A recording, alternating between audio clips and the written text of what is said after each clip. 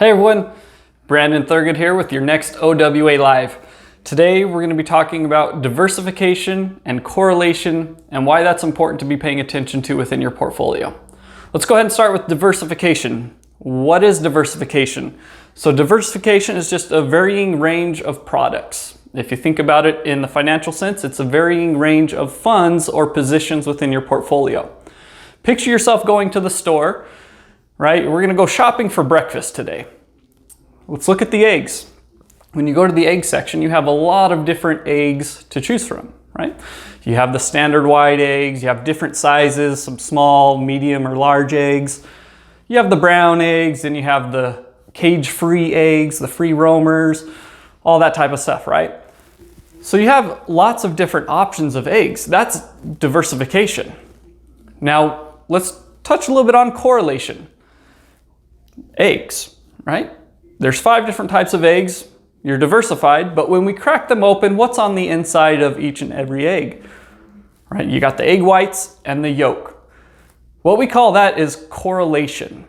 Now, within the funds that you have within your portfolios or the options that you have available to you, when we break open a lot of these mutual funds, what we find is there are a lot of the same funds inside all of these different mutual funds, and they all react the same way, right? That's diversification, but it is correlated. What we want to focus on are funds that are not only diversified, but have uncorrelation. Okay, so correlation is just a relationship or a connection between 2 or more things. Now, many of you that have 401ks are very familiar that you have a list of options or a list of funds that you can choose from.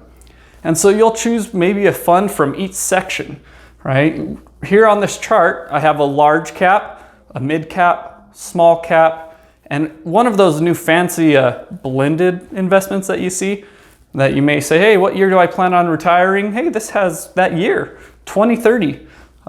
So I have all of those charted here. And so what we want to see is we're diversified, but as you can see in this chart, we go back to 2008, the last major correction, and we see that they all did the same exact thing. These are your different eggs, and they all have that same yolk on the inside. Okay, so instead, we want to be uncorrelated. We want to finish off a good breakfast, right? We don't want just eggs.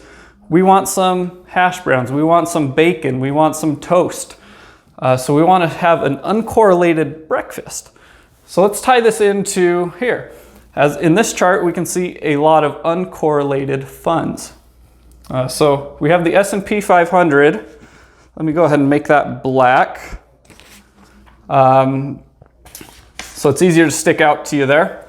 So we have the S&P 500 here. Now this chart is a lot busier than the other, which is a good thing. That's what we want to see in a portfolio. We want uncorrelated assets. So one of the most common uncorrelated assets to the S&P 500 are precious metals. Think gold. In 2008, when the S&P had a hard hit, gold, which is this light blue line, did really well. They kind of offset each other, so it helps reduce and mitigate the risk that you are assuming as an investor. Another common uncorrelated asset, when we look at oil, when oil is doing really well, an uncorrelated asset would be airlines. So we have Love, guess which airline that is, charted here as well. So when crude oil is doing really well, these airlines typically aren't performing as well.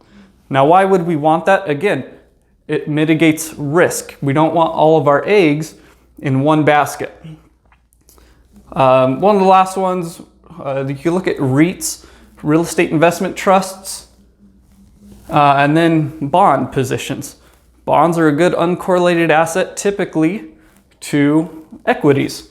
That's why you'll see a lot of times that you'll have a X% of equities and an X% of bonds because they're uncorrelated. The bonds help reduce the risk within your portfolio. Now, uncorrelation isn't a science. It's not always the case because we are in a market right now to where both bonds and equities are getting hit very hard. It's the first time in decades that they've both been down over 10% at the same time. So pay attention to what you have in your portfolio. understand the risks, understand diversification and correlation.